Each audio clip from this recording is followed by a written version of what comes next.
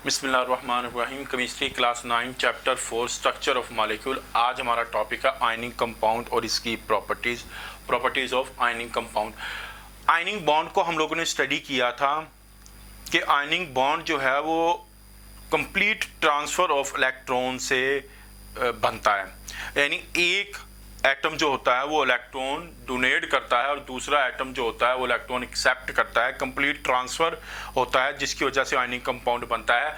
जो ion electron transfer करता है यानी डोनेट करता है उसके ऊपर नेगेटिव चार्ज आ जाता है और जो इलेक्ट्रॉन डोनेट करता है उसके ऊपर पॉजिटिव चार्ज आ जाता है और जो एक्सेप्ट करता है उसके ऊपर नेगेटिव चार्ज आ जाता है, जिससे वो आयन बन जाते हैं।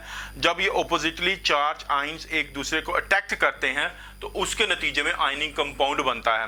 तो आयनिंग कंपाउंड जो होते हैं असल में ये आयन्स पर मुश्तमिल होते हैं। क्यों? इसलिए कि इसमें ऑपोजिट आयन एक दूसरे को अट्रैक्ट करते हैं और उनके दरमियान में इलेक्ट्रोस्टैटिक फोर्स ऑफ अट्रैक्शन होती है जो बहुत ज़्यादा स्ट्रॉन्ग होती है, जिसके नतीजे में ये बॉन्ड बनता है। और इस बॉन्ड के नतीजे में जो कंपाउंड बने उनको हम आयनिंग कंपाउंड कहते हैं। अब जब हम इसकी प्रॉपर्टीज़ की बात करेंगे, ये क्वेश्चन जो है प्रॉपर्टीज़ ऑफ आयनिंग कंपाउंड, ये इंतहाई इंपॉर्टेंट क्वेश्चन है, ये बहुत बार एग्जाम्स में आ चुका हुआ है। नंबर 1 तो यही हो गया कि आयनिंग कंपाउंड्स जो होते हैं वो क्रिस्टलाइन सॉलिड्स होते हैं, क्रिस्टल्स की फॉर्म में होते हैं और सॉलिड्स होते हैं। आयनिक कंपाउंड्स जो होते हैं वो क्रिस्टलाइन सॉलिड्स होते हैं। नंबर 2 इसकी प्रॉपर्टी जो है वो है कि ये सॉलिड फॉर्म के अंदर, इन सॉलिड फॉर्म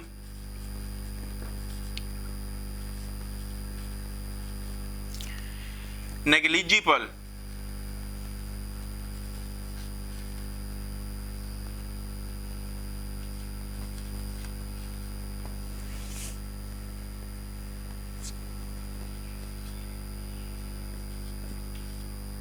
कंडक्टेंस,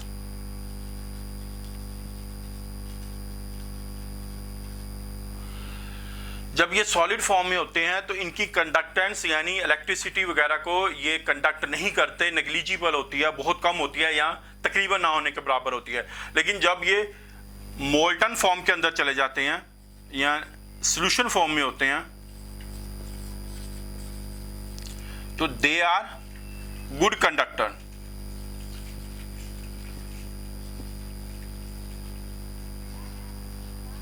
तो फिर ये अच्छे कंडक्टर बन जाते हैं, यानी इलेक्ट्रिसिटी और हीट को कंडक्ट करते हैं, गुजरने देते हैं। कंडक्टर्स का आप लोगों को मालूम होगा।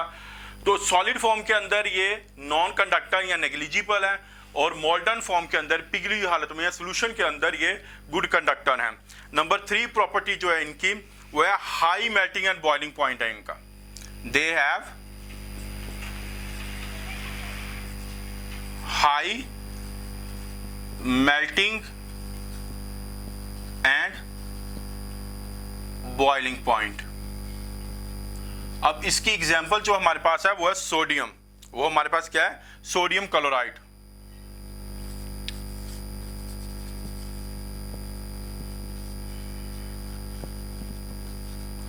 इसका बॉइलिंग पॉइंट जो है वो मेल्टिंग पॉइंट हमारे पास है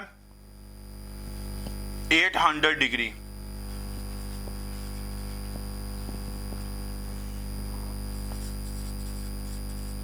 और इसका बॉइलिंग पॉइंट जो है वो हमारे पास 1413 डिग्री है। इससे अंदाजा हो जाता है कि ये इनका मेल्टिंग और बॉइलिंग पॉइंट इतना ज्यादा होता है।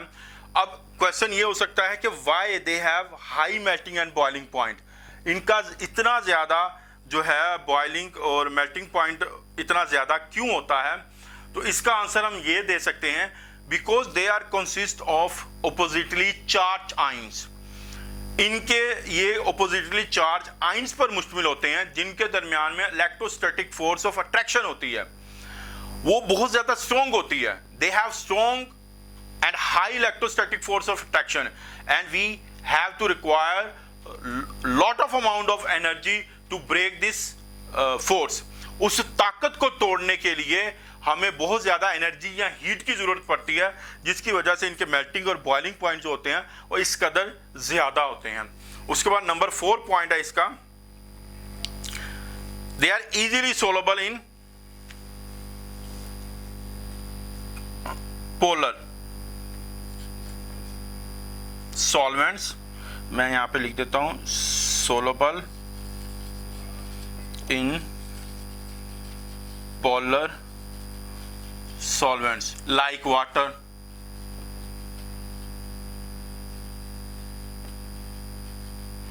जैसे सोडियम क्लोराइड वगैरह वाटर में डिसॉल्व हो जाते हैं। इसकी वजह यह है कि the reason of that is water has very high dielectric constant. Water के पास जो होता है वेरी हाई डाइइलेक्ट्रिक कांस्टेंट होता है, जो कि इलेक्ट्रोस्टैटिक फोर्स ऑफ अट्रैक्शन जो आइंस के दरमियान में होती है उसको वीक कर देता है, और वो वाटर के अंदर जो कंटेंट्स होते हैं या आयनिक कंपाउंड होते हैं वो वाटर में इस वजह से डिसॉल्व हो जाते हैं। मैं एक बार फिर इनको रिपीट करता हूं। ये 4 प्रॉपर्टीज थी हमारे पास आयनिक कंपाउंड की। नंबर 1 जो है वो तो है क्रिस्टलाइन सॉलिड्स होते हैं ये। नंबर 2 सॉलिड फॉर्म के अंदर ये negligible conductors of heat and energy हैं, but they are good conductor in molten form. Number 3, they have high melting and boiling point. For example, sodium chloride has melting point 800 degree and boiling point 1413 degree.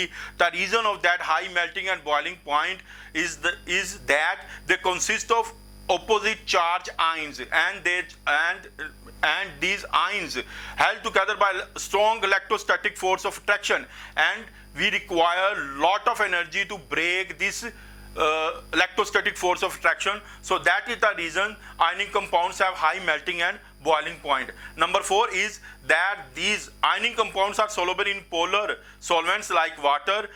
Water has high dielectric constant which weaks the electrostatic force which exists the oppositely charged ions. So these ionic compounds can easily dissolve in polar solvents like water. तो बेटा ये था आपका आज का lecture. आप लोगों ने इसको, आपकी डायरी है, आप लोगों ने इसको याद करना है, और इससे रिलेटेड जो भी क्वेश्चन होगा वो आप लोगों ने व्हाट्सएप पे मुझसे करना है। Thank you.